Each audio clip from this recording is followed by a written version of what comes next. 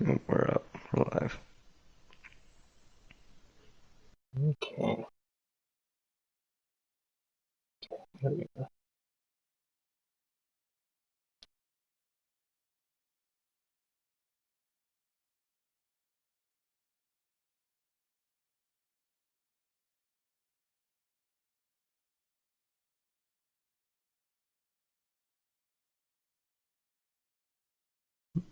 Where is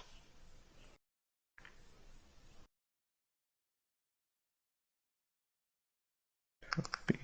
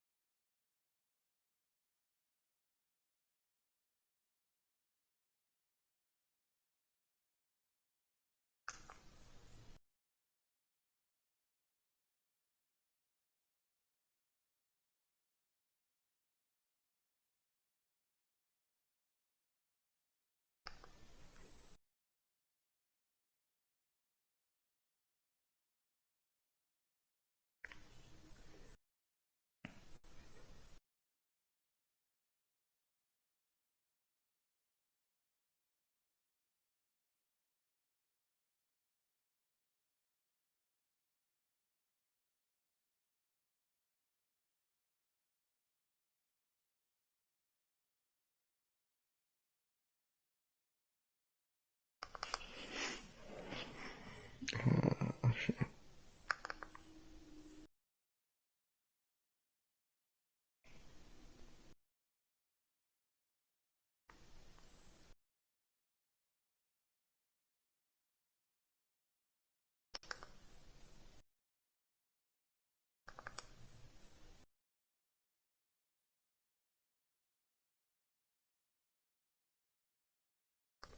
My stuff's posted.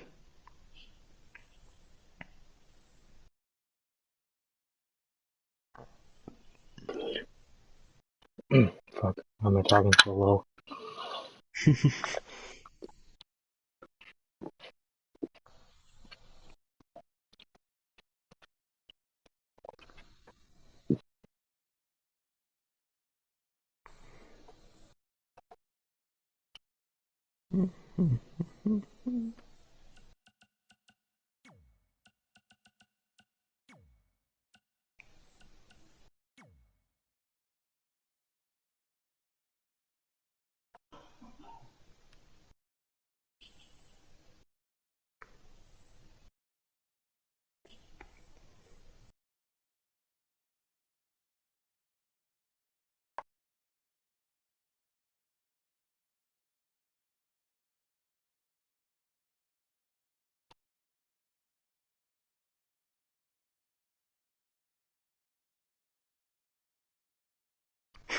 Alright.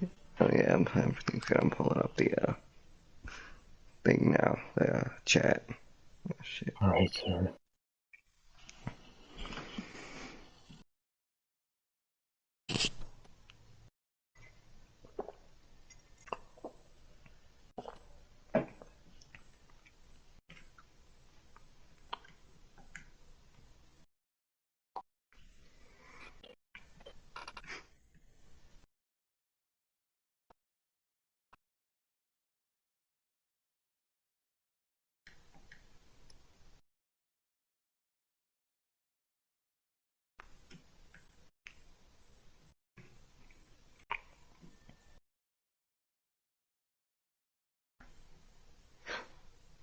How's it going with that? Pretty good. Just finished up. Have not watched SmackDown yet. Now that I think about it, I completely forgot it was on today. Same. And I literally heard nothing about the show too, so I didn't either. I assume nothing actually happened. Okay. Let's get this match started and we are all good to go. Um,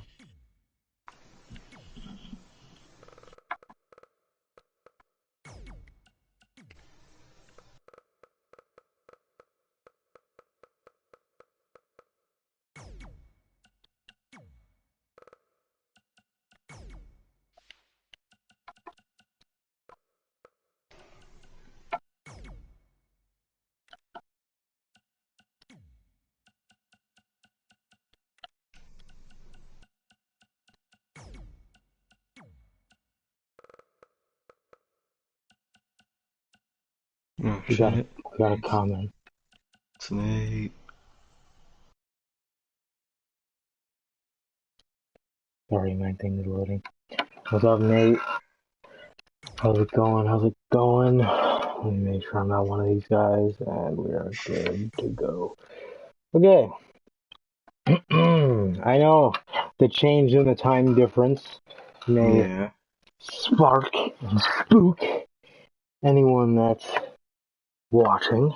Maybe not spook you, but well, I had made prior obligations due to the show, and considering you can always watch these podcasts back, we just figured we'd give you one after dark. Huh? God. No. No, no, don't say that. Okay. I got it. After hours. Huh? No. No. I'll come up with a tag name for when we have to fucking stream late. But yeah. So basically, yeah, we are on here with the news for you guys. We are on here with Double or Nothing predictions. We are welcome to the Notorious podcast, episode 7. We are with this man, Sir K. How are you, sir? I am good on this day, sir. How are you?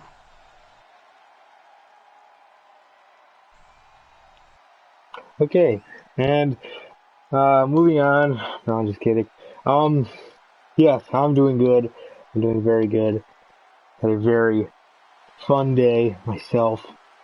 And yeah, are you still with us? Yeah, I'm here. Oh, okay. Are you sure? Yes. Without further ado, ladies and gentlemen,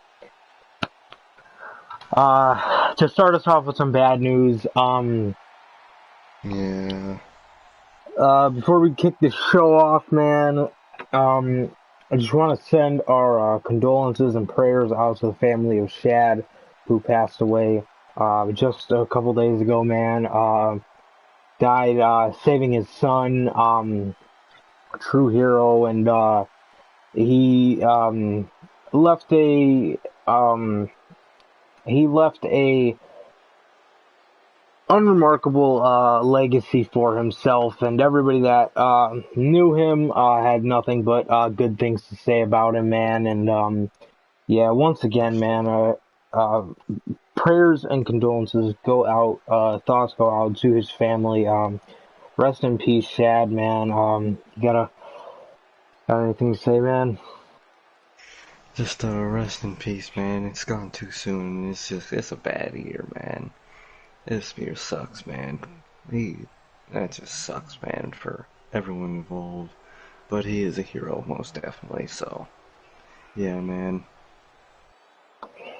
Yeah, so let's keep it short and sweet, man. I don't want to put him in the thumbnail or anything, and obviously Yeah. get clicks off his name, but man, rest in peace to Shad.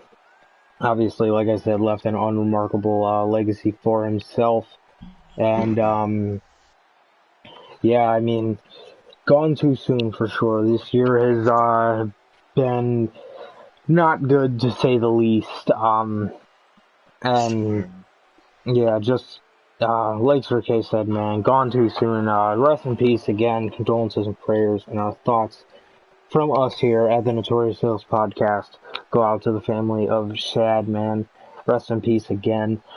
Yeah. With that being said, man, guess we'll kick it off with the news, bro. Undertaker. We got news on Undertaker, man. Undertaker, we got a couple stories for you guys. Sir K's got some of his own too. And the live event.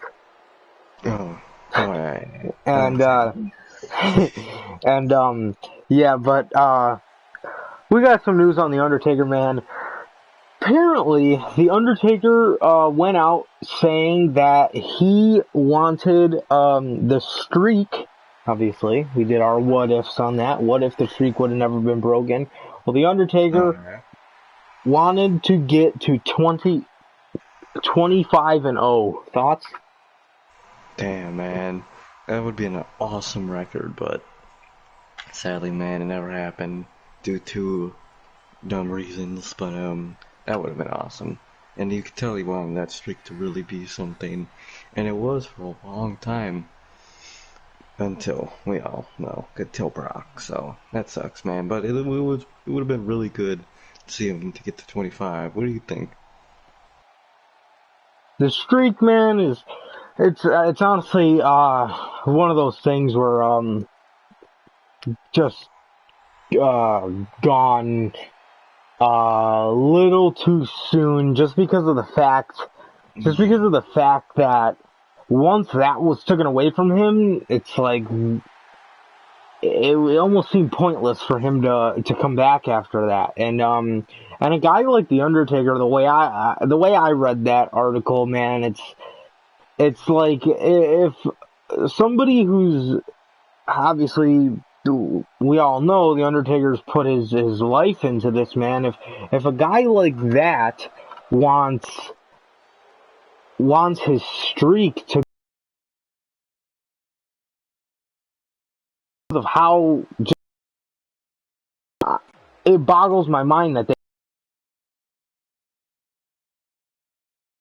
obviously it called for one of the most shocking moments ever, but I definitely think it was something that we could have waited a couple more years for, to have the right person have that under his belt. And obviously it went to Brock, somebody who, in the grand scheme of things, doesn't need it. And it just ended up just being an ultimate negative for the Undertaker, just because after that it was like, why are you here?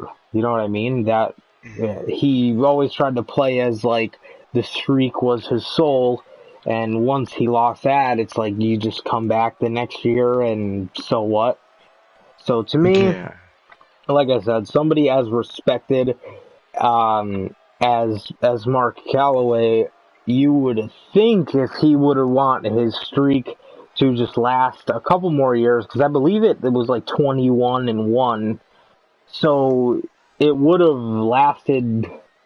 I think this Mania, if I'm not wrong. I'm not sure if 2014 was 21, 4 more years. Oh, that means like 34. It would have been 25-0. If I'm right, I may have botched the hell out of that, but who knows? Yeah, I Um, think. yeah, man. Anything else to say on that before we move on? No, man. It's just a tragedy, really, that it ended so soon. Ended way sooner than it should have, man. So yeah, definitely. Yeah, man. Moving on here. Britt Baker is the Britt Baker seems to be out of action for a long time. Thoughts on that? That's a. I was just starting to warm up to her a little bit. She was becoming more of a thing. I I could say I liked to see. So yeah, man, it just sucks for her. She got her whole career ahead of her though, so that's not too bad. But that just sucks, man, because she's just starting out. This probably as big as she'll get, because by the time she come back, they might have some women that are way bigger and better than her. So it sucks. I mean, this might have been her only opportunity to be something, unless she really like gets good when she comes. Unless she pulls a Champa, I'd say so. Yeah, what do you think? Yeah, man. Britt Baker. I mean, she's just I was really starting to like Britt Baker. I thought she was coming into her own with her heel gimmick. I thought she played it very well, and it's honestly just it's honestly just it's just unfortunate, man. It's an injury. Obviously, nobody likes them, and it's just it really it could have happened to anybody. It just happened to be her. But honestly, in my opinion, that division needs her so bad. Because Oh, she, to me, how I seen it was out of that women's division in AEW. She was the only one that I could really like. Um, enjoy, if you will. Like I genuinely was starting to like her coming into her own as a heel. I really did. I thought she just showed a lot of charisma, and she just was incredibly good at it instead of being just this baby face who just is like everybody else. And Hmm. um, yeah, I think that like I said, she was starting to come into her own, and it was just unfortunate. It was just unfortunate, but it can happen to anybody, and that's just one of the things that just sucks about uh Yeah, any sport. this Really, it could business. happen to anybody at any time. Swear, man, that just sucks for her, man. Really starting to come into her own, and then the injury. Yeah, that shit's always fucked. Yeah, for sure, man. Do you want to give us your story? Oh yeah, we actually have a good story, guys. So, the story is that apparently live events might be canceled permanently. They might just do away with them. And I hope so, man, cause I'll say it, I hate live events. I don't get the point of them. They make no sense. All they do is just injury. That's really all they do, man. They just work these wrestlers' bodies to death. There's no point in them besides profit. You know, it just sucks, man. For the wrestlers that gotta compete in these live events every single week. I get it for them, it can be fun because they're, get to do more freedom in this company, but that more freedom should basically be normalized in TV. But, yeah, it just sucks, man, for the wrestlers, but in terms of, like, the business and, just everyone as a whole, I think it's positive because it's basically just overworking them, I'd say. So I never really liked live events, never really seen the point. The match cards always suck if you ever Google them. The local one, it'll just be like the word. You'll just see like Baron Corbin and Braun Strowman versus each other. Like who wants to pay to see that, man? But yeah, man, I'd say it's overwhelming positive for normal live events, because it'll prevent a lot of further injury, especially before big shows like Mania or SummerSlam. So Mhm. I say it's a definite positive. What do you think? Yeah, I think I couldn't have said it better myself, man. I think the live events are just a nuisance, really. I don't see the point in them. Obviously, it gives. They say a lot of people say like it gives the performers like creative freedom to do whatever they want in the ring. Here's the thing: as far as the matches go, I look at it as, bro, these people train their whole lives to wrestle. They did not train their whole lives to have somebody tell them how to wrestle. You know what I mean? And choreograph everything. Because it doesn't run smooth. Most of the time it looks choppy. It looks stupid, you know what I mean? Like, I understand, like, kind of bullet pointing things, like, okay, we're gonna do this spot, this is the finish, this is gonna be a big kick out spot. I understand doing that, but the way they make it, at least the way it sounds about how they do it on the main roster, man, is it's very like move for move choreographed, and these Mm-hmm. people, and it's the same thing with things like promos, too. It's like, I remember John Moxley said this on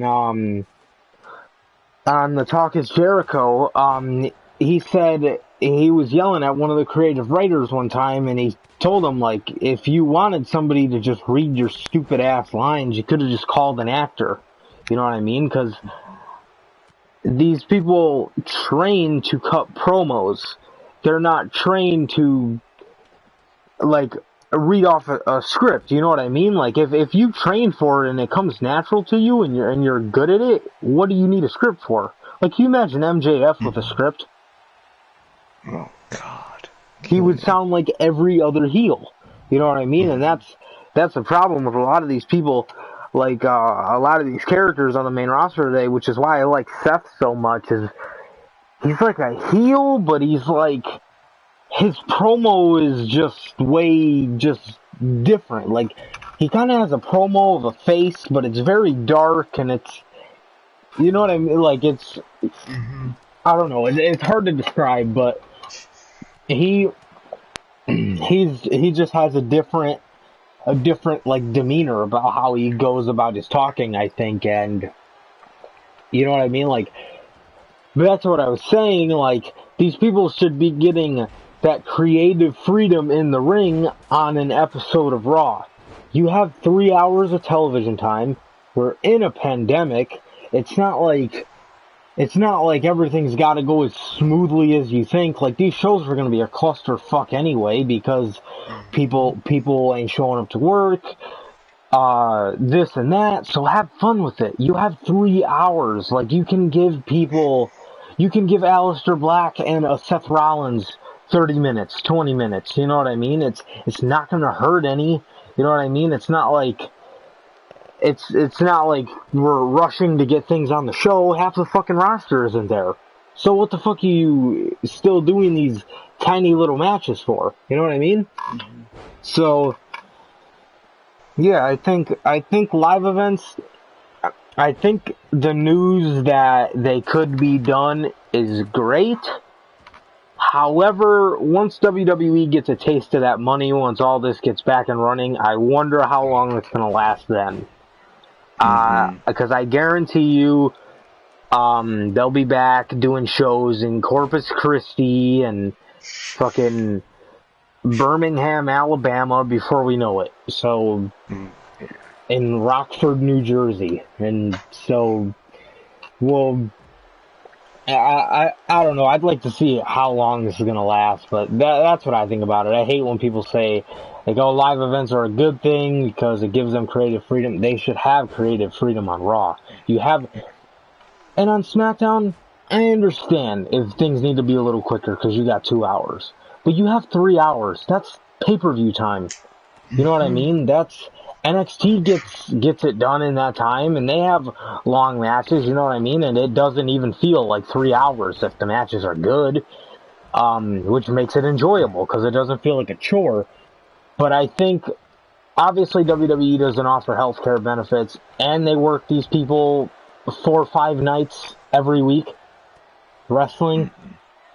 That just seems a That's little right. insane to me, man. So yeah, let's see. So apparently, just looking at this now, apparently AJ Styles was traded to SmackDown. And Mm-hmm. apparently there are more trades on the way. What do you think? This is just another garbage way of just getting everyone else on different rosters just to randomly show up. This is basically another version of the wildcard rule, even though they have version 2.0 currently going on. It's garbage, man. It's like, come on, man. If you want to change up the rosters, do it in an official draft way, and then that's it for the whole year. Just don't, like, bro. No one's gonna watch Raw because you just put. Wait, but Brandon, you drafted to Raw, SmackDown, which one? SmackDown. Yeah, SmackDown. Okay. No one's gonna watch SmackDown just because AJ's on it now. Like, people love AJ, but at this point, not that much, you know? Like, Right. people aren't gonna watch just because someone else is on the show. We want to see someone do a good thing. We don't care at this point who's on these shows. Just make it good. That's the problem. They aren't making it good. And this just, they're saying mystery people. It's just a way to throw whatever Vince wants in that from 2 hours before the show to call up to someone to drive there and show up to that show for some shitty segment. It's garbage, man. It is trash. What do you think? Yeah, I think too. I think if you want to implement a draft now, Mm-hmm. it's it wouldn't be bad, and I'll tell you why. Think about where they're having their draft now. They're having it in October. What? You should do it after Mania. That way you can you have fresh things to build the SummerSlam to make that a prominent show. What are you fucking trying to build to if you're just randomly switching it up in October? Like, what's in October? Hell in a Cell? What are you randomly building for Survivor Series? So you're telling me the talent worked the whole year on a certain brand, and then is just fighting for SmackDown and come Survivor Series if they were on Raw and vice versa. It just seems a little stupid. They should do it after Mania. That way you have fresh things to set you up for SummerSlam. But yeah, I think with AJ now being, oh, I wasn't even reading comments. RVD left because of the schedule. Yeah, the schedule is just fucking way too much. Do you think WWE back in the day was better than WWE now? Oh, of course. I think the talent. I think the talent now is way better. Obviously, this is the most talented. I mean, look at everybody in this match. Like everybody, like in this match, you guys have playing on your stream. Like these are all people that are under WWE contract that are this. That's a talented as fuck roster. However, back in the day, it just felt more natural, mainly because in 2010. And when I say back in the day, I mean like my era, which is like the late 2000s, early 2010s, but more predominantly I'm talking about the late 2000s right now. I think that obviously with them going to PG in 2010, I believe, obviously that being labeled the PG era, that kind of fucked everything up, made everything cheesy. However, we did get a lot of good out of that. And the only reason WWE was better back then is because they allowed people like a CM Punk. They allowed a John Cena. People that are going to be bigger than them. And you just got to accept that. You can't just be bitter like, oh no, don't push Seth Rollins because he'll fucking go to Hollywood. You can't think about it like that. You can't, because at the end of the day, your week-to-week television is so fucking horrible. Like, who is Seth Rollins? And I'm just using him as an example. Who is he when he looks like a fucking buffoon because you're scared he's gonna go to Hollywood? You know what I mean? And that's I'm not talking about Seth, I'm just using that as an example. But that's, you know what I mean? Like, oh, don't push Ricochet because he'll be bigger than us one day. Like, that's a shitty way of thinking about it because Ricochet's a top star. We all know that. However, he's not being booked as so, and in that sense, I'd say WWE back then, even when I was a kid, growing up, which would be about the 2010s decade, the early 2010s decade, we see things like the Nexus, we see things, obviously that's a huge creative blunder, but as a fucking kid, obviously, you don't know what the fuck is going on. Things like CM Punk, where, again, you don't know what's going on, you actually think that this guy is... And he did. That was the great thing about it. Is like he legitimately just bashed his boss, and just completely just went off the rails, saying things and naming people that you wouldn't normally name. Like the fucking closest thing we got to that was fucking Sami Zayn blurting out AEW in the electric chair segment on Raw Dark. If you guys remember that. People are gonna tune into the third hour of Raw because the lights are dimmed and the fucking Trons are dark. What a fucking idiot.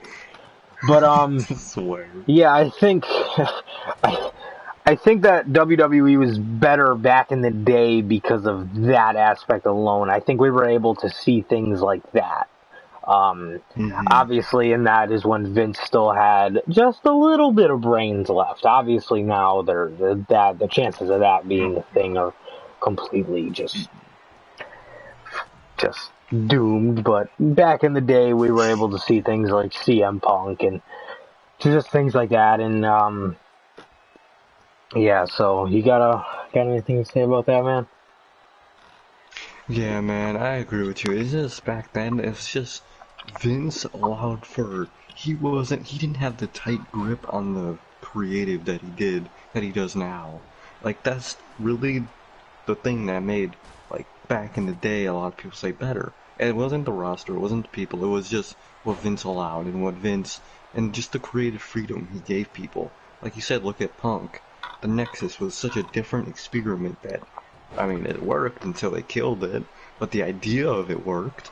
That was great, and they experimented with that. Shit like that, man. You won't see a Nexus like group now. You won't see a CM Punk now. You won't see none of that anymore. Even a Daniel Bryan situation, they will want now. Like, you just, like, at this point, this company is just go there, have a match, here's this promo, go cut it. That's Cookie all it is, cutter. man. Mm-hmm. Exactly, man. It's just so dumbed down and boring. It's just not it. This is just not professional wrestling anymore. It's just matches, Right. really. It's just Matches and matches. shitty promos. Basically, that's what it is, man. No one's allowed to do anything. Have fun, you know? Yeah, and I Like, think the thing too is like I often ask myself, I wonder how many of these people can actually cut really good promos, but like hmm they can't. Like look at Seth Rollins promos. Like he showed peaks of just talent, but most of the time his promos seem just so like overly scripted. It just feels like everybody else, and I think that's the problem with today's roster. Is like this without a doubt, 100% for even you had someone like that with Samoa Joe, and look at him now. Yeah, he's another guy too who exactly. can cut fantastic promos, but he's like buddy with Kevin Owens, and he's just not cutting his kind of promos. I definitely see where you're coming from with that, man. But I think what differentiated then and now, other than like I was saying, the talent rosters, man, because this talent roster, bro, is I mean, you even hear like some of the greatest legends say it. I think it's a no brainer at that point. It's not even a question. hmm This is definitely the most talented roster ever. But how talented is your roster when they're all creatively held down? We know, hmm but they don't, or do they? And they just don't care because nobody can be bigger than them. And if nobody hmm can be bigger than you and your television is in a place where it is now, something has to change. You have to make a star, and you have all the tools. You have all the tools to make half the fucking roster stars because they all have the hmm tools to do so, but it's just a matter of Vince. That's all it comes down to. It just comes down to Vince not wanting to see anybody richer than his company, I guess. Yeah. Um, and yeah, man, there's my rant. There's my fucking rant. All right. Yeah, man. Sure. Moving on. Moving on. So we just brought to you Britt Baker. That was 15 minutes ago. Um, Now we're bringing to you another woman, and obviously, this one, we all know, we all love her, Ember Moon, man. She revealed on WWE Backstage that her Achilles tear could potentially be a career-ending injury. Thoughts? Damn, man. I really hope not, man, because Ember is such good talent, man. I mean, her promos can get very cringy, but other than that, man, she's got a great look. She's a great in the ring, man. She's overall just a solid performer, man. And Ember's just, I always have the fond memories of her in NXT, so she's someone I always hope for good and for like good things to happen for Ember Moon, but it's just. I hope not, man. It sucks, man. With the that shit just sucks, man. I hope she can recover from this. I hope she will, man. But nobody, what do you Right. think? Yeah, man. I mean, her legacy is most likely going to just stand in NXT as is because of the fact that you know, I if my memory serves me correctly, I believe she was put on SmackDown. Think she was? And dude, if there is any indication of how much that roster needs her, just because of the fact we say this, I feel like we say this every podcast, but it can't get more true. Bayley and Sasha, for the thousandth time, are so above everybody on that roster. It looks so ridiculous when other women pick Mhm. up wins against them. Oh my, I swear. You know what I mean? It's like it just looks ridiculous. You know, I mean, and I think having Ember there would be fantastic. I don't know where she would slot in, just because of the fact that Bayley's been the champ for so long, but I don't. She would. Fuck, if it was up to WWE, she'd probably fucking be running with Braun Strowman for all we fucking know. Or on a moment of piss. You never fucking know. Yeah. Yeah, but Ember, like Sir K said, man, obviously this is shit you don't ever want to wish on the worst of them. You know what I mean? It's a career, and it's obviously, especially somebody like Ember, somebody who worked so hard and got so good at something. It's gotta be heartbreaking if it's true, but I swear to God, I hope we can fucking see her back, because God, that division can use her, honestly. Seriously. God. Yeah, man, anything else on that subject? Yeah, man, you're right, man. That SmackDown roster really needs someone like her. Cause, my God. I don't even know what brand she was on before this. I can't even tell you, bro, but I just hope she'd come back and at least help this SmackDown women's division. That's just all you hope for at this point. Yeah, man. Next up, so this is fucking weird. I don't know. WWE now recently is now starting to see Drew McIntyre as a main eventer. Thoughts? Now, what took you guys so fucking long? Look, what did they think of this man when he was cutting those bomb-ass promos, having to stand next to Dolph Ziggler, the lifer? What did they think of him then? Did they think he was just, he's a lot like Dolph, a lifer? No, don't put him down like that. Like, come on, They man. put him with Dolph too. Like, What the fuck? Like, he is the definition of complacent. exactly. Like, bro, even in NXT, bro, you could just tell this dude has big star written all over it, man. Or all over him.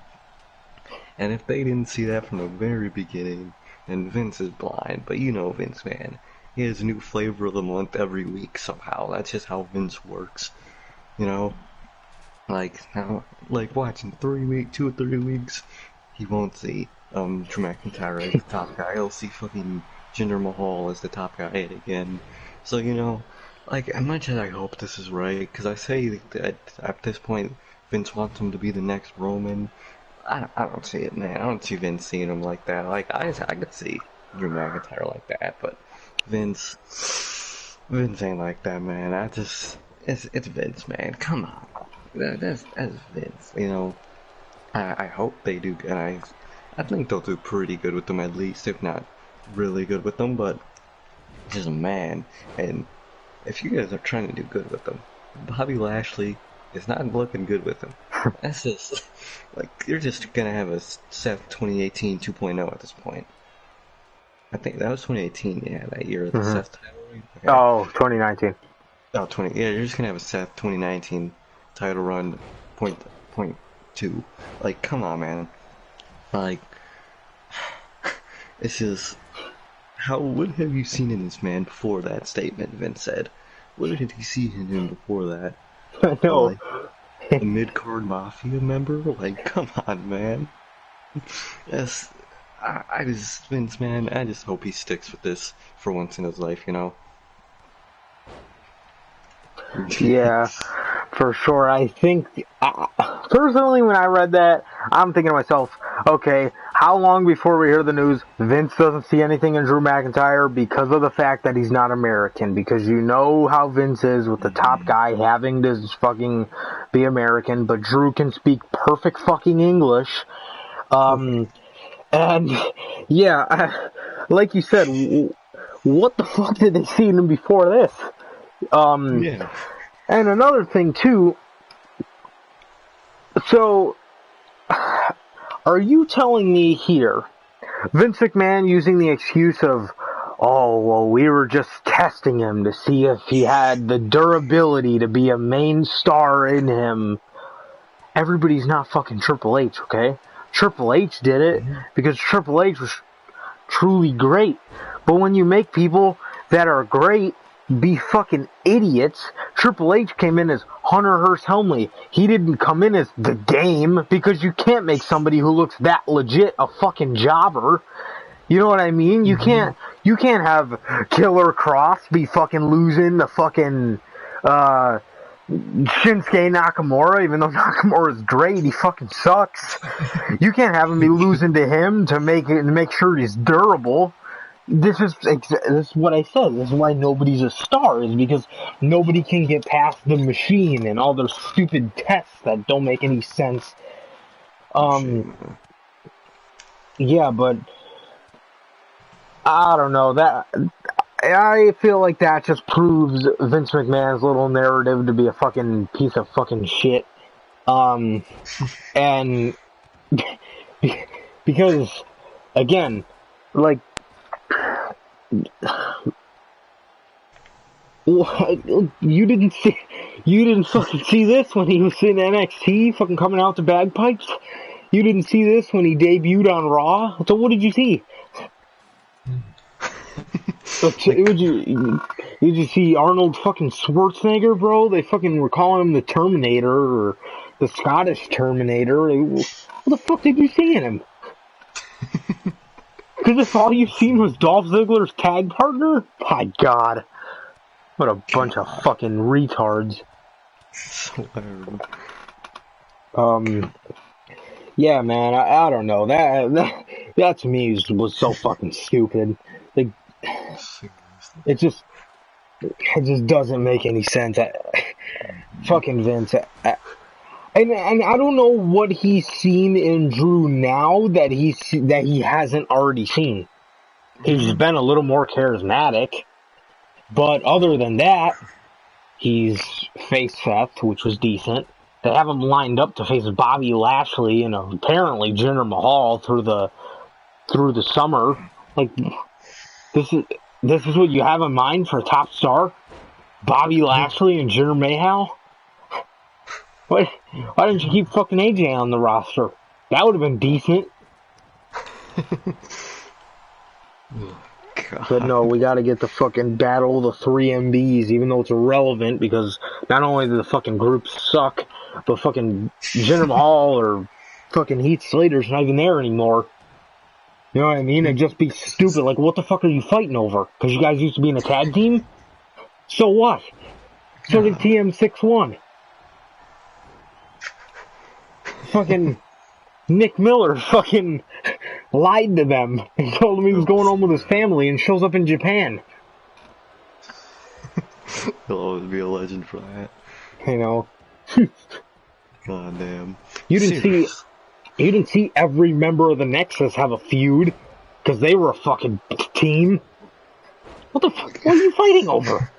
I'd see if there was a tragic breakup like DIY, but like, there wasn't. They all got released. That's how the group was disbanded. It wasn't any of their fault. I'm fighting because we both got released. Like, I can see if they came back and wanted to beat up Heath because he's the only one that fucking stayed. But no, what the fuck are you fighting over? Because you both were served pink slips in 2014? So what? It's not either your fault. What do they have to fight over? Seriously. And you want to fucking sell this shit to me on SummerSlam? Okay. Contender.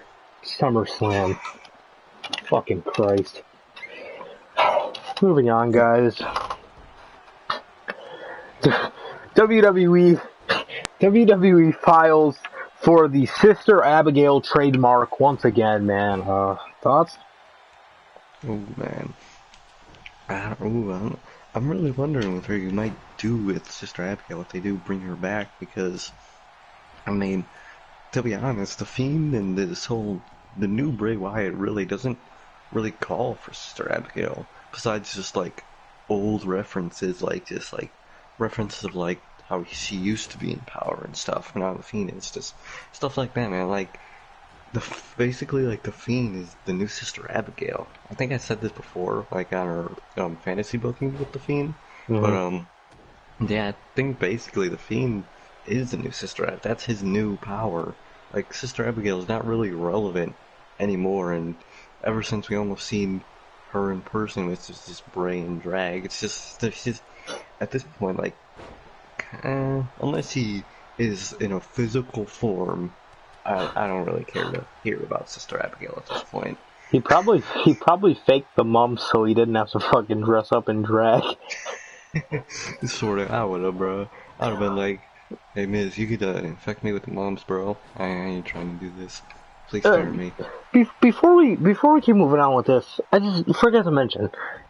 And Hmm. Bobby Lashley, what the fuck did he do to earn a championship match? Did he align himself with MVP? Oh boy, like he's fucking great either.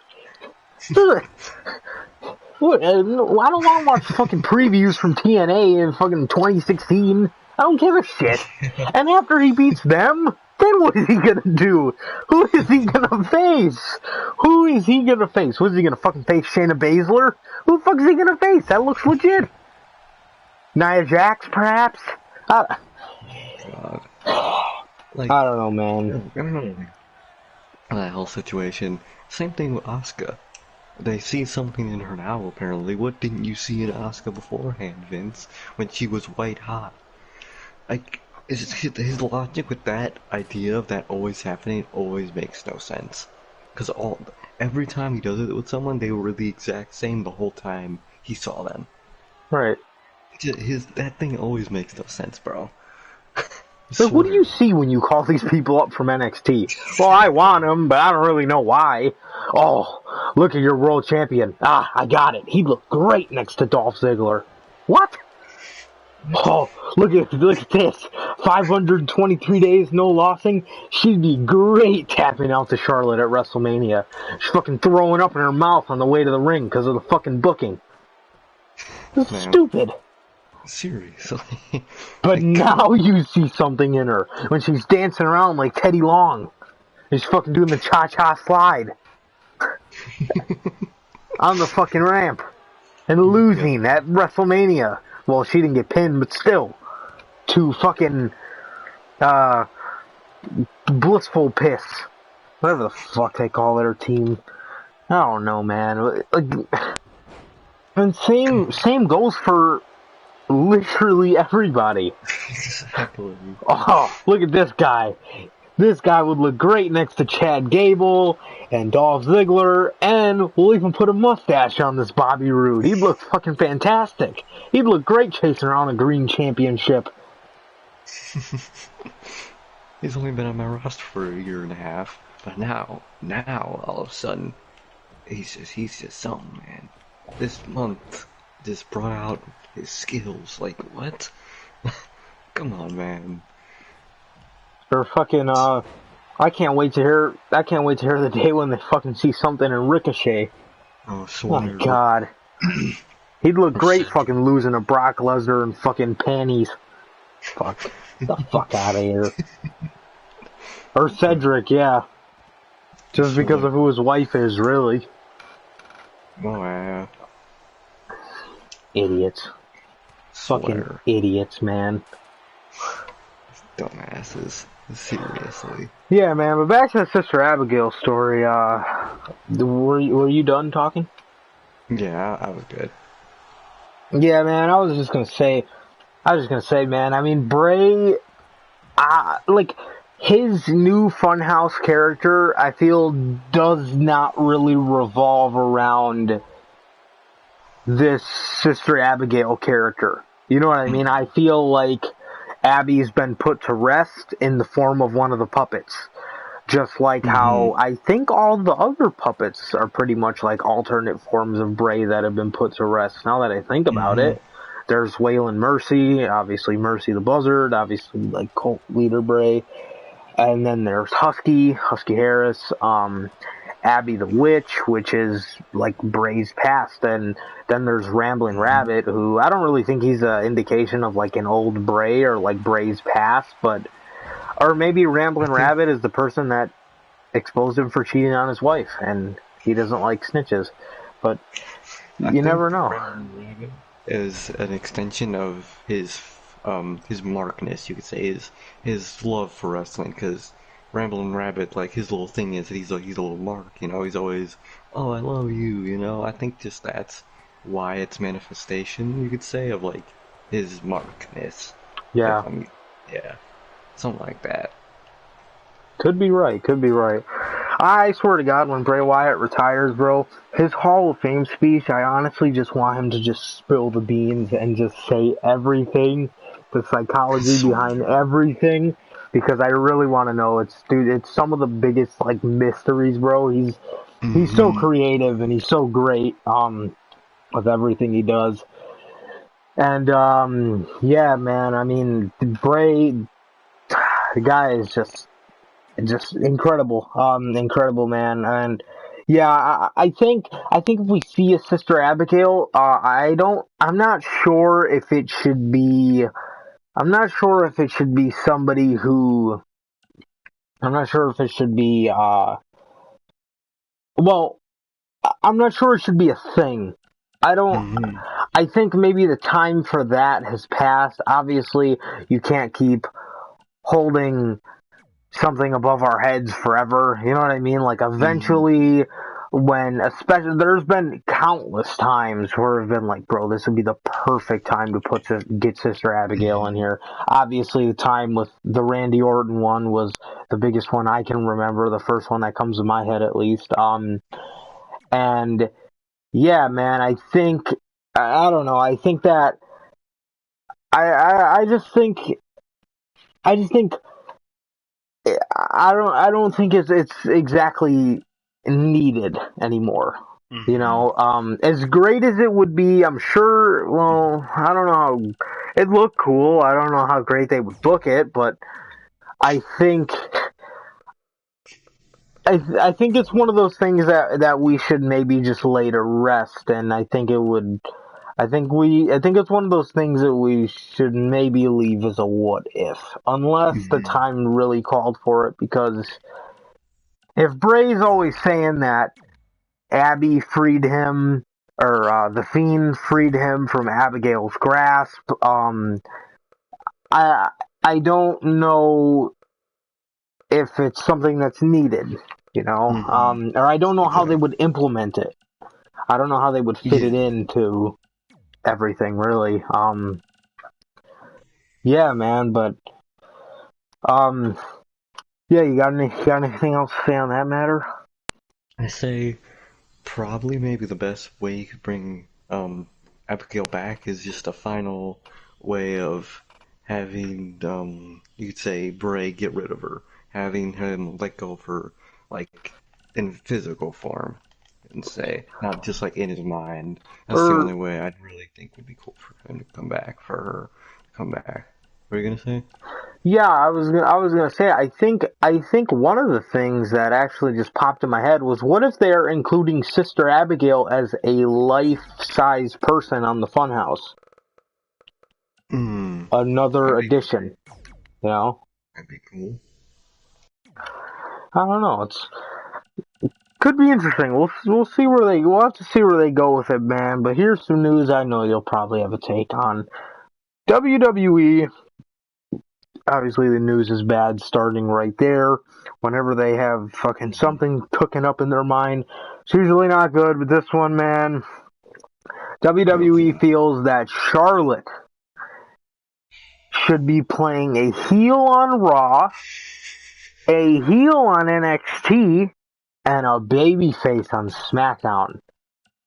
And go. So, a little further context, the reason they're doing this, they said, is because they believe that she's just a star all Mm, around. oh yeah, First of all, she he sucks is. at every aspect of her career. She can't wrestle. She can't wrestle. She can't cut a promo. Her look is just a female version of her father's. She has nothing unique to her character in the slightest. Her character is just her father, basically. Yeah. Um, Well, she always tries to preach that she doesn't have her career because of him, but that's just something that I just observe myself. But first of all, man, 3 shows. I don't even want to see her on one. Nobody likes to see it. Especially a show like NXT, bro. NXT is the Mark show. It's the Smark show. Casuals don't really watch NXT. Marks watch NXT. Marks don't usually like Charlotte. So why would you put Charlotte on the television show that the main fans of that television show do not like? To think you can draw in people from Raw and SmackDown, which the whole concept of NXT doesn't appeal to people who like Raw and SmackDown. So why is one person gonna draw them to that show? She's not a Bray Wyatt. She's not the only reason casuals will watch NXT. What? Like, no one likes Charlotte. Even most casuals do not like Charlotte, bro. She is the new Roman. She's more hated than Roman at this point, bro, and it is completely justified. Her push at this point, in my opinion, is worse than Roman's. I'm gonna be honest. She just, and she's just so selfish about it backstage too. I want this. I want this. I always gotta be a champion. Like, bitch. At least Roman was humble about it. At least Roman backed away sometimes. Or at least, even in the rarest point, he spoke up, maybe saying that maybe not be a good idea. But Charlotte, gimme, gimme, gimme, bro. Like, first of all, heel on this show, face on this show. Who is she? Fucking Stardust? Like, Big it's the Show. same person. Seriously. Like, she's the same person. Why does she suddenly acting so nice, but so mean on the other show? It makes no sense. She just looks like Big Show at that point. It's not a good look, it just makes her look more dumb. No one's gonna like her, no one's gonna be captivated by her. She's not larger than life for doing that. Like, bro, Charlotte, man, I can't stand Charlotte. She's garbage in every aspect. Like I said, but man, a heel on Raw and a face on SmackDown, or whatever format they want. Either way, like, no one wants to see her on all these shows. No one likes Charlotte, bro. Come on. Like, just put her on one show, let her bury that division, and just keep her on that show, man. Cause now she's gonna have free reign to bury whoever she wants at any point in time. It's just free range for her now. It's just, oh my god, it's just so bad, man. And she is not a draw. I don't. If you look at the ratings for AEW and NXT this week, that'll just show you how she is the complete opposite of a draw. 'Cause now people who watch NXT don't want to watch it because they gotta see Charlotte at some point, or the second they see her, change channel, go put on something else. They go do the dishes. They go jag off in the bathroom. Like, come on, man. No one. People are actively avoiding Charlotte, and Vince over here thinking it's the opposite, man. It's just a fucked situation, man. Seriously, what do you think about this whole Charlotte thing? Yeah, I think what we talked about, I believe it was last night, man, off camera, Mm-hmm. was I think it says the most. So like Sergey just mentioned, man, sm- smart marks watch NXT. It's what we like. We don't want to see somebody who's the complete opposite of what NXT stands for on our show. And the ratings, Sergey mentioned the ratings for this past week. NXT versus AEW. AEW had 701,000 viewers. NXT, on the Mm-hmm. other hand, keep in mind, these two shows always were close to each other. NXT, on Mm-hmm. the other hand, 592,000. Fuck, man. Not only is NXT just a little bit worse without a crowd, but fucking just Charlotte, bro. Like, I don't even know at this point. It you are insulting people's intelligence, not only by putting her on 3 shows, obviously, that's fucking just destroying any kind of intelligence we fucking have by that point, just because she's fucking worthless. And second of all, what? Who the fuck is she? She Big Show? What? Why? She's not even good on one show, yet she's not even good playing a heel on one show, yet you want to have her play all these fucking other gimmicks on other fucking days of the week? What, are you trying to make this shit more unbearable to watch? Yeah, man, I just think WWE, dude, she's not a fucking star. She's your kind of star because you have her to a point now where she sucks so fucking bad that she's not going to be able to do anything outside of fucking WWE. But no, instead, you gotta fucking have her on every single show, and now they're paying the price for it because these fucking ratings are about to fall. And I'm gonna laugh. Yeah, serious. And for people who want to make this product simpler, you are complicating it so much by having her play different roles on different brands. Because a casual fan will watch Raw and assume she's a good guy, and then watch SmackDown and see her being an asshole, and then they'll be confused as shit and just don't pay attention to her. They're doing the exact opposite of what they want to do. Like, come on. And again, like you just said too, she's not Stardust. It's not Cody Rhodes on one brand and Stardust on the other, which if you guys don't know, that's what Cody suggested to do on the 2016 brand split. But they didn't let him. It's the same bitch. She's got the same title. She fucking looks just like her fucking dad. You can't miss her. She fucking so bland. Fucking so fucking nauseating to listen to on a mic. You want to have her fucking play different roles on different shows. It's so incredibly stupid. Like, so let me ask you this: what the fuck do you see in Charlotte that you don't see in Shayna Baszler? Exactly. Same with Asuka. Same with literally fucking anybody. And this is WWE's favoritism at its finest. Charlotte being fucking pushed to the moon for no reason. She doesn't fit into anything.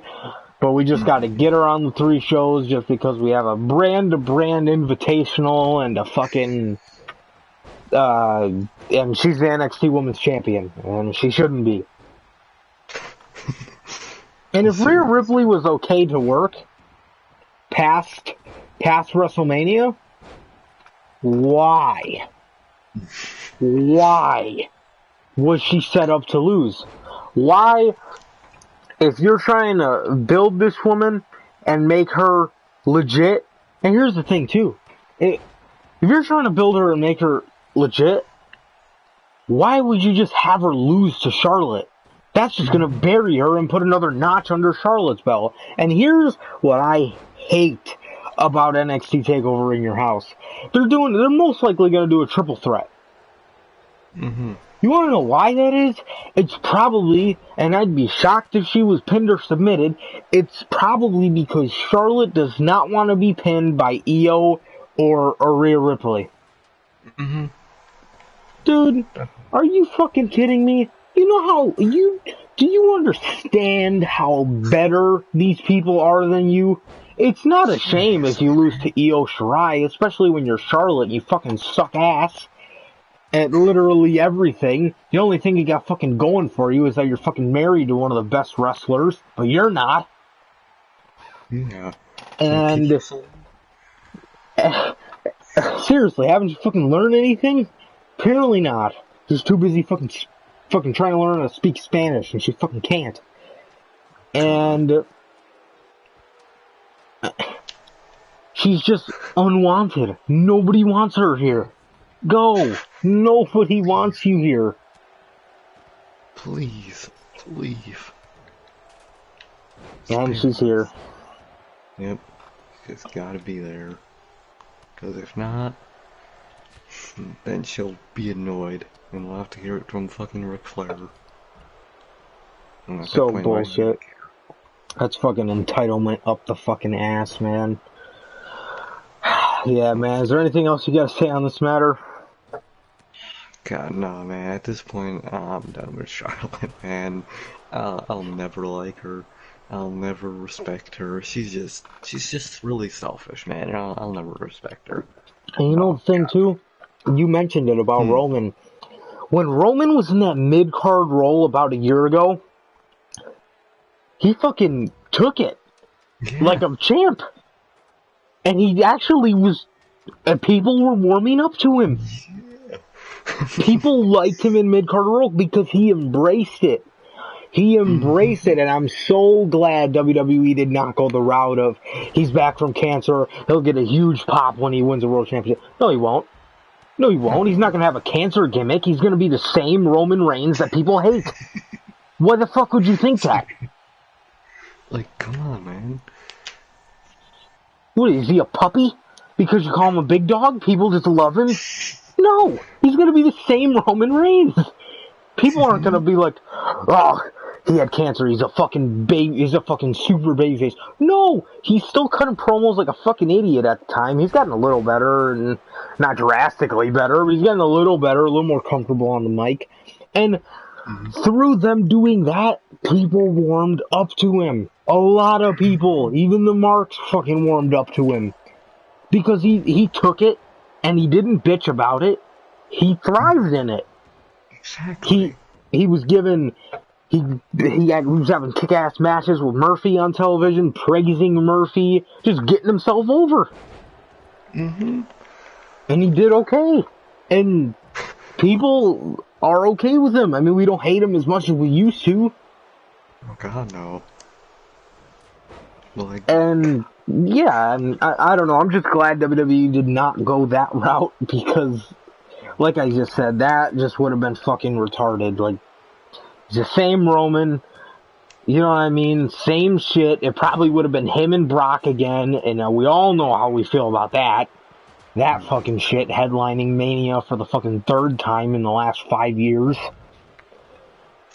That would have been horrible in itself, and, yeah, and I believe the other two main events, one of them had Brock in it too, I think, right? Or 34 was Roman and Brock, 35, oh no, 35 was the women, and then the other one was 33. Roman and, hmm. or no, oh no, because I'm saying like my what if, yeah. So if they would have main evented at WrestleMania 35 with them inserting Roman back in there, it would have been the only other outside main events of the last 5 years would have been the Triple H and Roman match, and the at 32, and then at 33 the Roman. That means we would have got that shit 2 years in a row. Oh, God, kill me. Fucking miserable. But yeah, man, Roman, he embraced it. But Charlotte, Hmm. man, when she's not the bean, the queen with the fucking shovel, then all hell's got to break loose. Ric Yeah. Flair is unhappy with the company. Charlotte's pissed off. Corey Graves is sticking up for her on the podcast, saying she's not the queen. She's never been a fucking queen. She's bland. She's not a queen. Exactly. She's boring. No, she's boring. She's just a basic white chick who's daughter of Ric Flair. That's all she is, man. She's nothing. She'll never be anything. Come on, man. She's Ric Flair's daughter. That's who What? she is. She won the goddamn women's championship like 12 times. I can't remember one time where I'm like, damn, that was a decent run with it. Yeah. Because most of them came at the expense of somebody else. Sasha came at the expense of like fucking 75% of them. Asuka came at the expense of a couple of them. Fucking,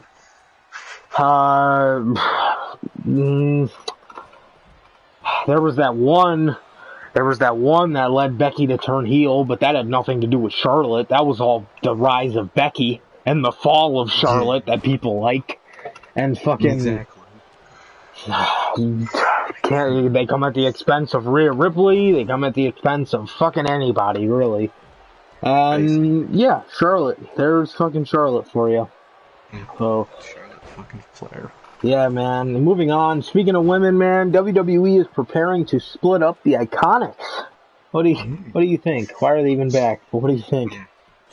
Um, I don't like either of them really. I mean, they're kind of both unbearable at this point. But what the fuck are you gonna do with the tag team division once you split them up? They're all women's tag team division. Who is gonna be left? Just Alexa and fucking You got Bliss Nikki. Piss and fucking. Alexa. Oh my god. Lexa! Lexa!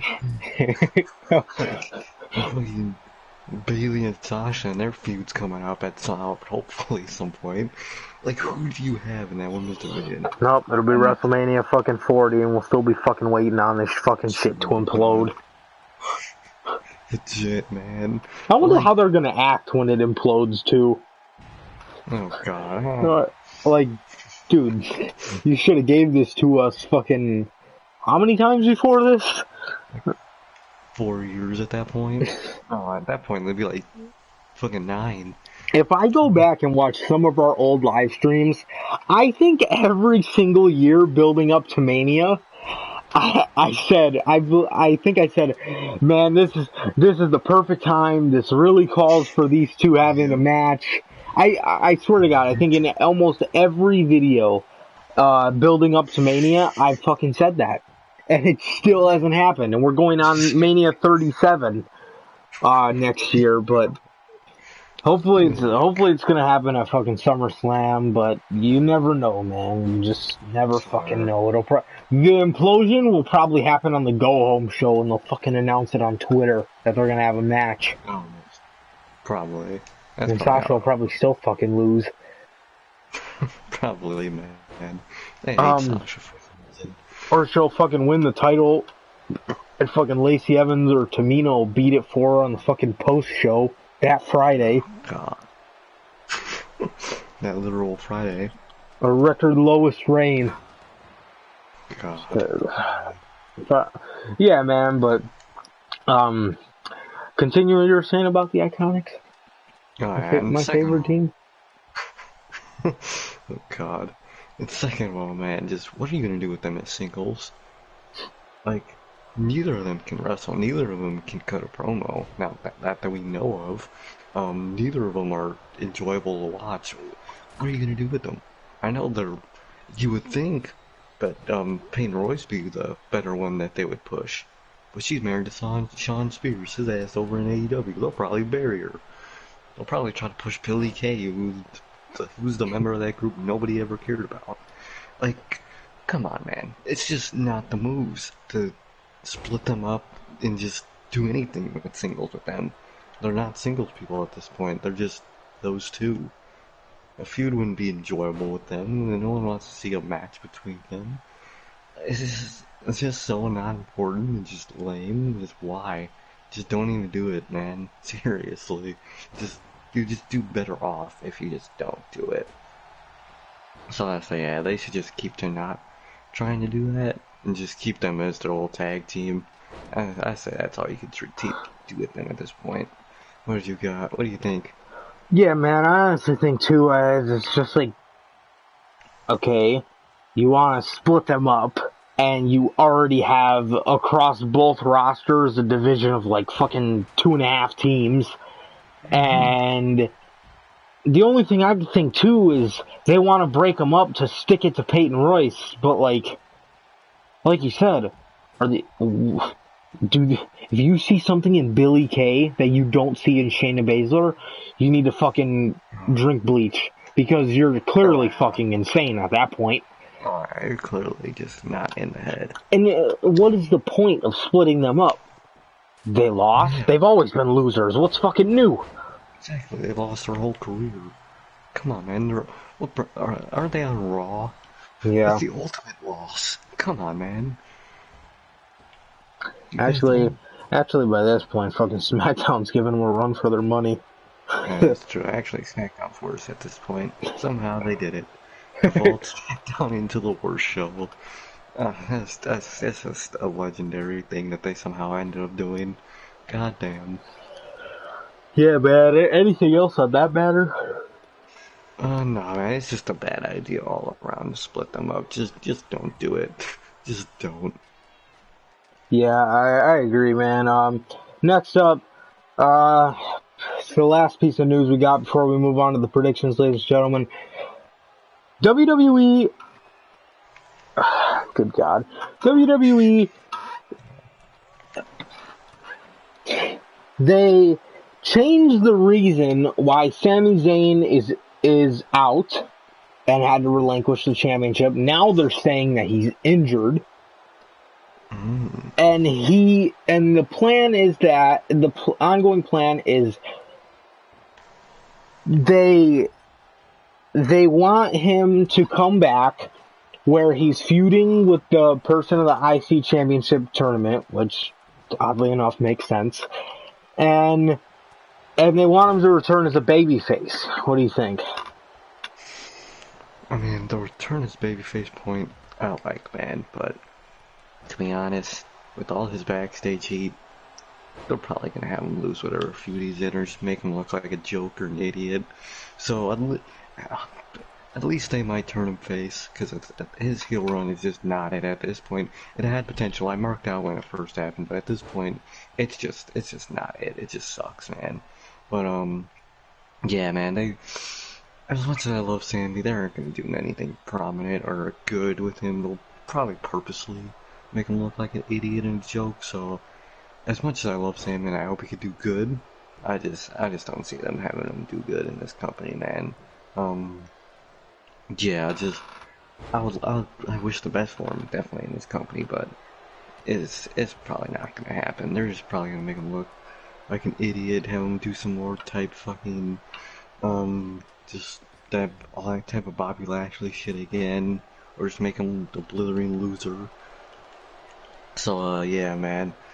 I don't. I see them purposely making him a loser. What do you think? Yeah, man. I think Sammy. I think he. I think he and his title run. Um, or not his title run. Obviously his fucking title run was just fucking miserable. But I think his run as a heel. With him as a heel, I don't think it was the wrong role for him. Okay, so if Sammy were to turn heel, that's the kind of heel I imagine him being. But it doesn't change the fact that some things just don't get over. And it just didn't get over. It just didn't. It just didn't come across well. But I can't imagine Sammy being like this dark, edgy heel. You know what I mean? But if I were to imagine Sami Zayn being a heel, that's the kind of heel I would imagine him being, just an annoying ass dude. However, I don't think I just think it just didn't get over. It just didn't. It just was just one of those things that just never got over, and for right cause, because it just wasn't good. I just feel like he just wasn't meant to play that role. You know what I mean? Mm-hmm. But yeah,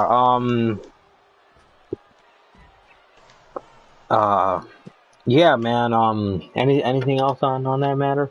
Oh shit! Wait. What I was gonna say was yeah, I like them having him return as a babyface, but like you said, man, with all that heat, I don't see him returning as a babyface in a prominent role, and I don't see him winning.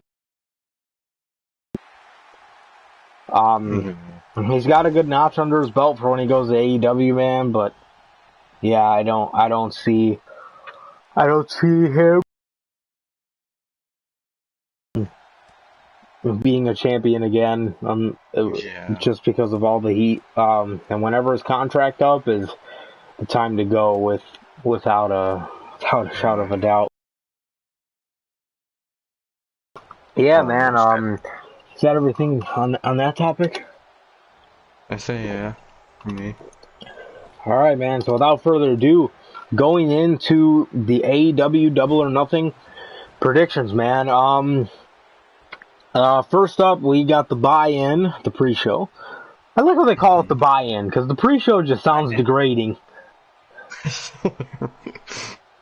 And what do they call it? What do they try to Pre-show call it? style. Oh, the kickoff show. Kickoff. No, it's not. God. It's the It's fucking not kicking pre-show. off. Exactly, man. It's just kicking off fucking misery. It's letting you know how it's a fucking appetizer, how bad the show's gonna be. On the buy-in, we have Private Party. I guess they're back.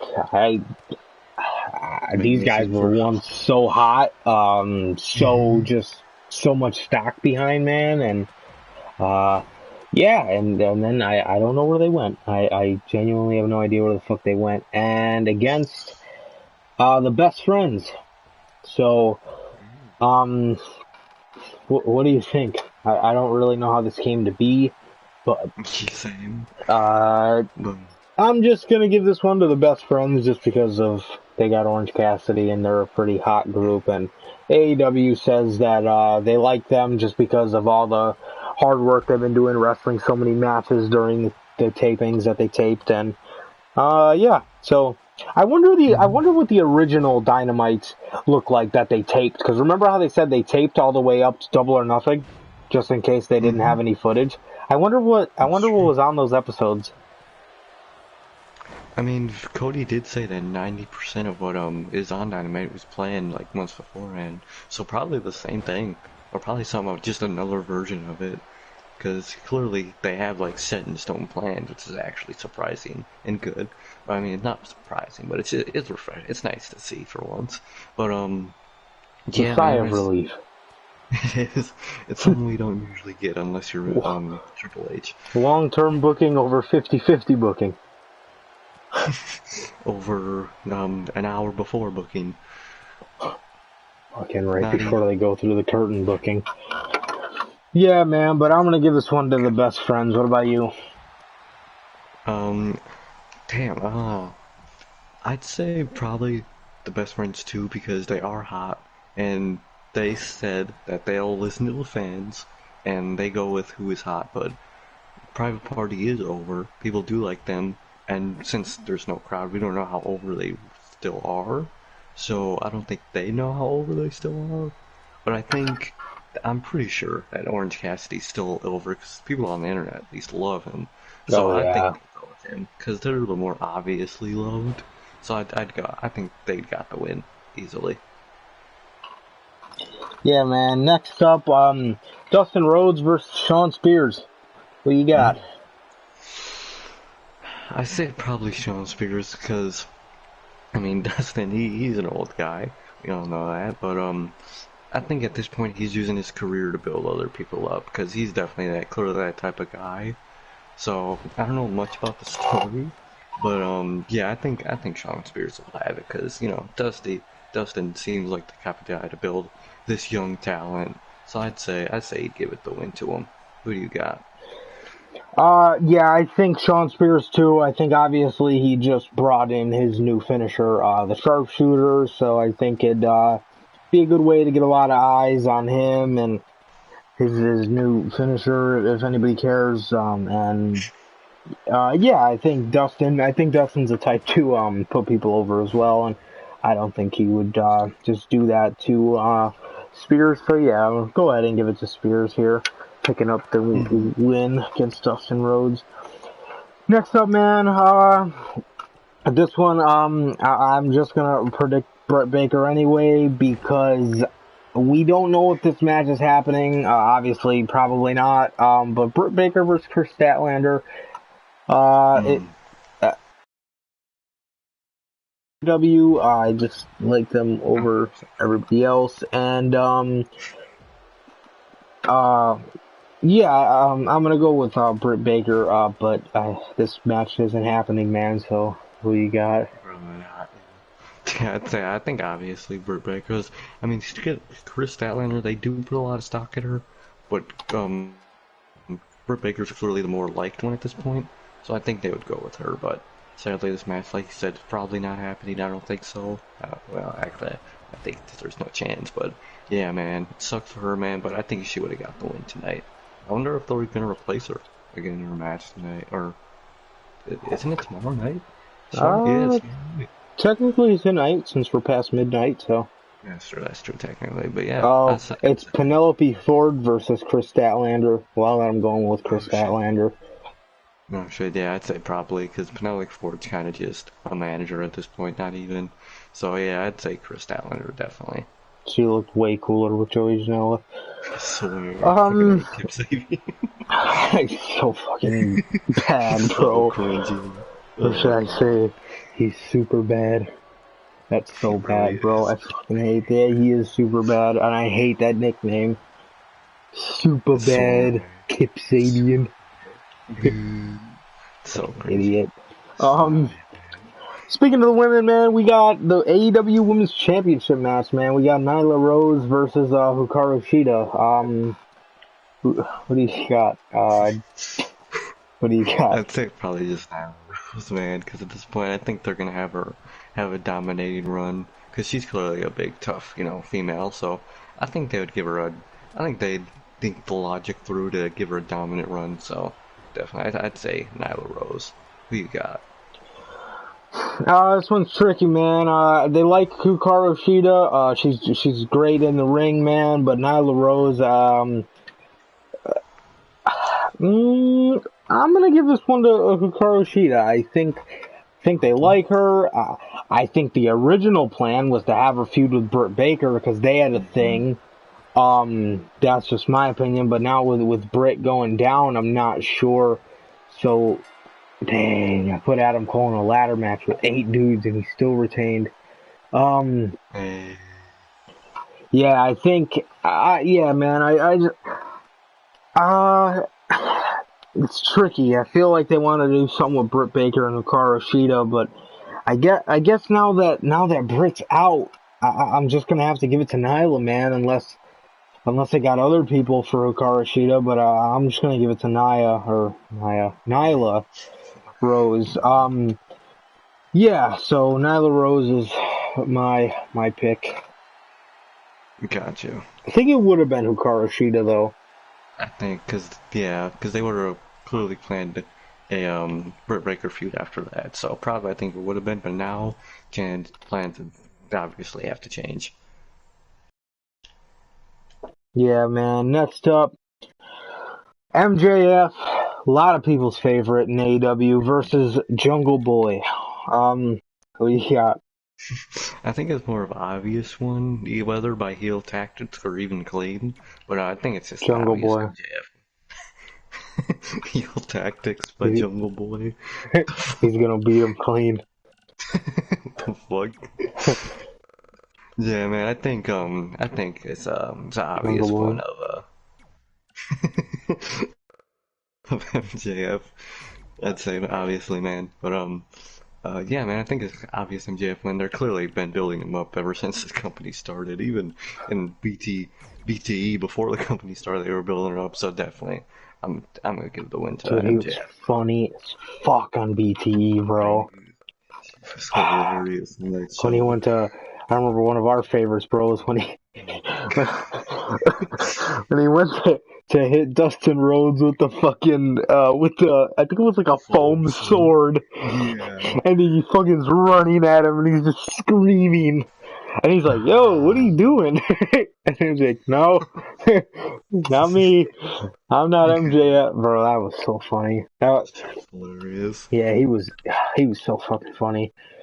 I miss those BTE days, but yeah, man, I think that it's going to go to Jungle Boy. No, it's gonna go to MJF here. Obviously, they're definitely building him up. He's 100%, 110% somebody they see as a future world champion, and obviously somebody Oh all man. of us see as a future world champion. But yeah, I think that he definitely is gonna win here. I don't see a point in having him lose to Jungle Boy, and yeah, I think he's gonna beat Jungle Boy, man, and he slowly but surely he's gonna be on his way to having that world championship crowning, which should Most be good, definitely. man. Should be good for the baby face that eventually beats him. But yeah, I think yeah, MJF is just fantastic, man. It really is, and yeah, he's gonna win here without a doubt. Yeah. So MJF for the both of us, man. Next up, Cody Rhodes versus Lance Archer for the TNT Championship, the inaugural TNT Championship match. Who do you got, pro? Well, this one's actually a more harder one, but I think I think they're gonna give it to Lance because he's a new star. He's fresh. He's just debuted. He's the Murder Hawk, isn't he? He's a Murder Mm-hmm. Hawk, right? Okay, make sure. Yeah, Actually, man. the Murder Hawk monster. I am Murder Hawk Monster. Forgot they added the last part. But yeah, man. Another thing, Cody and like all the elite, they've just been on this idea of that they cannot win, or else they look like terrible people. I think they believe that, so I think I think it's gonna go to Lance, man. I think they're really gonna build him up as a top, not top guy, but like their mid Carter. You know, I think he's They're got this TNT title in the bag. yeah, like an upper mid Carter type. Mm-hmm. For me, There you go. with Mike Tyson, dude, I don't. If the rumors are true and Mike Tyson's gonna knock somebody out, I don't. I obviously it can't be Lance. Is he gonna knock out Cody? Like, but Cody already lost. I, I'm gonna predict Cody here, man. I'm gonna throw a bit of a shocker into this. I think Lance has been built up way too good, and I think a swerve here would be something different for AEW to do, and I don't think it would be different in a bad way. Lance is Lance. Lance is gonna be Lance. Lance is gonna be a beast. He's gonna beat the shit out of people. That's true. And he'll get it eventually. Maybe if he's not the inaugural one, but I think definitely what Sir K says has a great point. Obviously, they've been on the put over everyone and everything mindset, and or else they look like horrible people, and which they don't. But Because they're all legit guys, so Cody's so legit. Talk about a dude who made himself legit. Because swear. WWE didn't make him legit. God, no, he made himself like legit. He's so fucking good on the mic. Like, Swear, man, he's amazing. which is what I was saying earlier. I often ask myself, how many of these people can cut really good promos and we have no fucking idea about it? Like, dude, what if Baron Corbin could talk his ass off, but on television he sounds like a fucking idiot? Swear.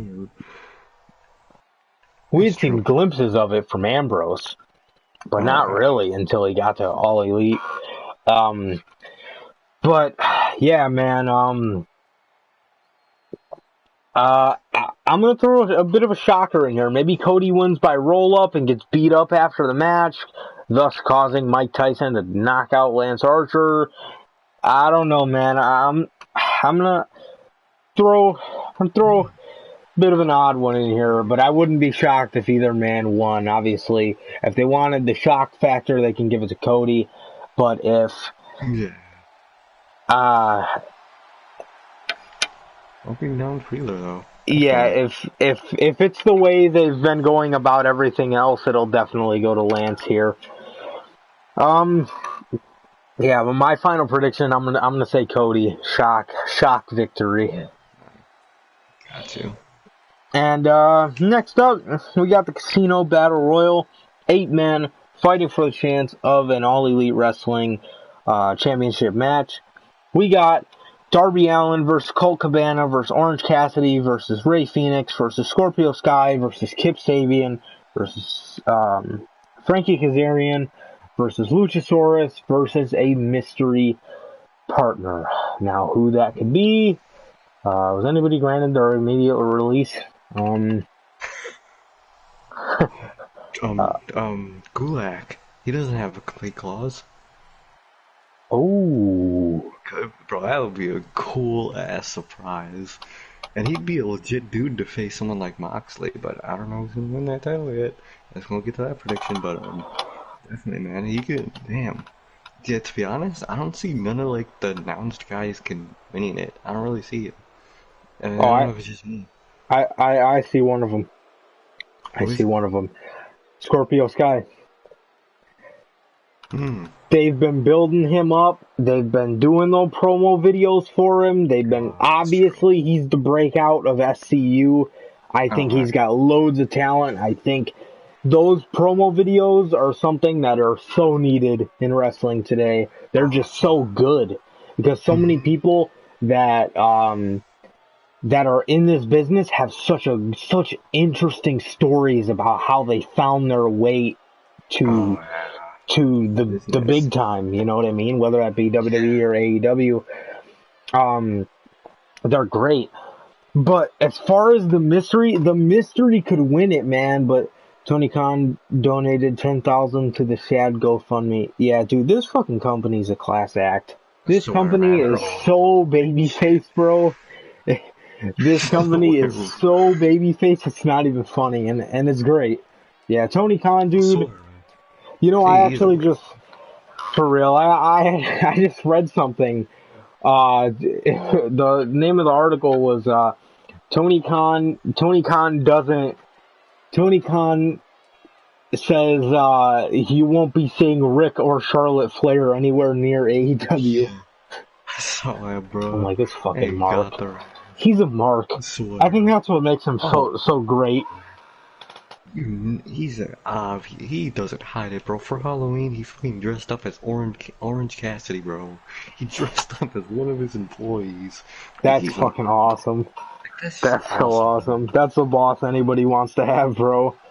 Yeah, Swear, man, Tony, especially in business. for real. Tony's just class He's act. a This company's a class act. Yeah, man. Um, yeah, like I said, can't say it enough, man. Just baby face as fuck, Tony Khan. Class act, bro. Can't get any better than that, man. And yeah, even Jericho said that Tony reminds him of an old Vince because I remember, and it's so sad hearing Dustin Rhodes talk about it, man. How he was telling Jericho like, man, I miss when Vince used to be cool and he used to just be one of the boys. Now he's like mm-hmm. so company.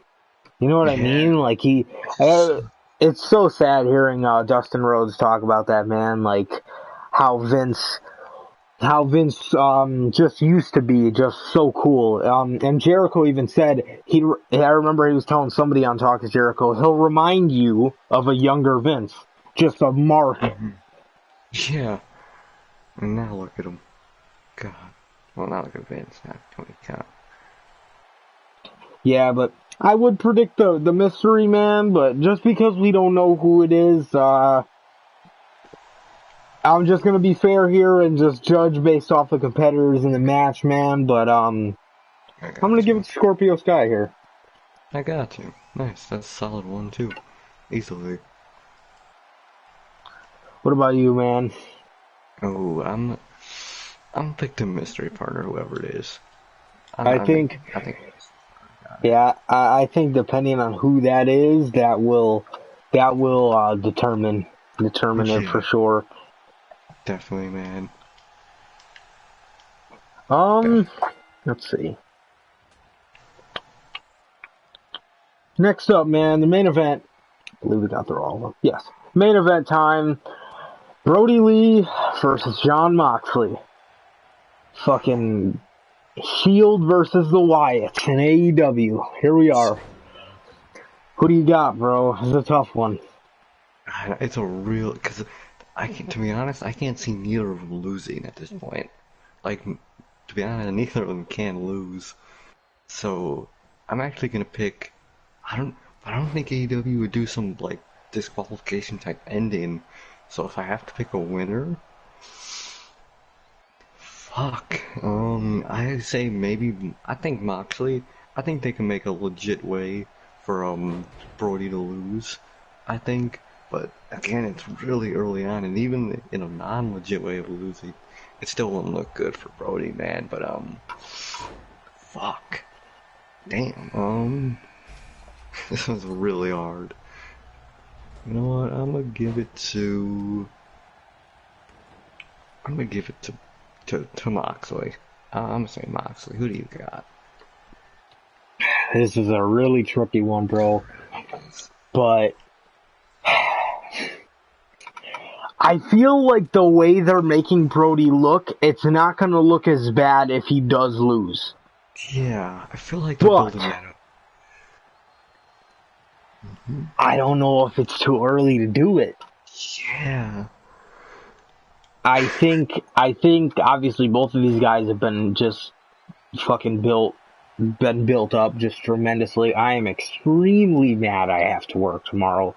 I don't know why they scheduled me on such a long shift, and it just so happens to be on this day, but as soon as I get home, bro, I gotta turn my Twitter notifications off, and my Instagram, unfortunately, because I hate not being able to watch fucking pay-per-views live, and I wish I could have requested it off, but I honestly thought that they were going to cancel it.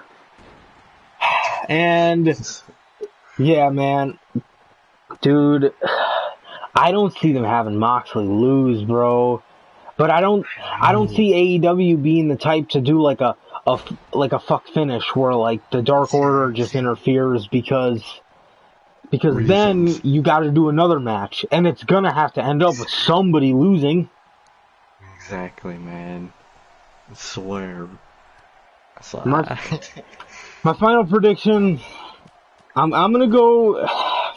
Maybe an odd one, man, but I'm gonna go with Brody Lee. I'm gonna say they shock everybody and have Brody Lee win because I don't know what you do. I just don't know what you do here. Yeah, I'm gonna go ahead and say Brody Lee wins. Oddly enough, even though the tide seems like it's just turning for Mox to like get his title back because, you know, they took his title from him, obviously, and I don't know how that would make Brody look, man. It's gonna be really intriguing to see, man, and I'm gonna go ahead and give it to Brody Lee here. But it could go either way. But I'm gonna go out on a limb here and say Brody Lee is going to capture the AEW World Championship. Hey, I got you. Yeah, man. Anything else you gotta say? For the show, man, it's looking like a really good show, man. I'm really down to watch the show. It's gonna be some great. I'm really wondering who's gonna win some of these matches. So definitely, bro. Can't wait. Yeah, man. With that being said, apologize for the late stream, but it actually doesn't seem like it went that bad. And yeah, man. Yeah, Double or Nothing. Can't be more excited since we're past midnight. It's today. It's today, man. So yeah. Any last words for the viewers? Thank you guys for tuning in at such a late time, but yeah, guys. Thanks again. Just can't wait to see you guys. Your reactions to tomorrow's show or tonight's show. So yeah.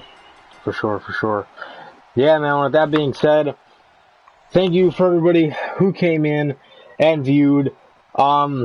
Yeah, man, Double or Nothing. Hope you guys liked the news today. Hope you guys liked the predictions. Hope you guys are excited for Double or Nothing, because I know I am. I know Sir K is.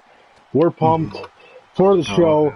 And with that being said, that is going to do it for this edition of the Notorious Podcast, part 2 of episode 7.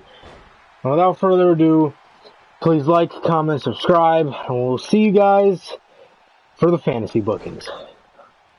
Peace.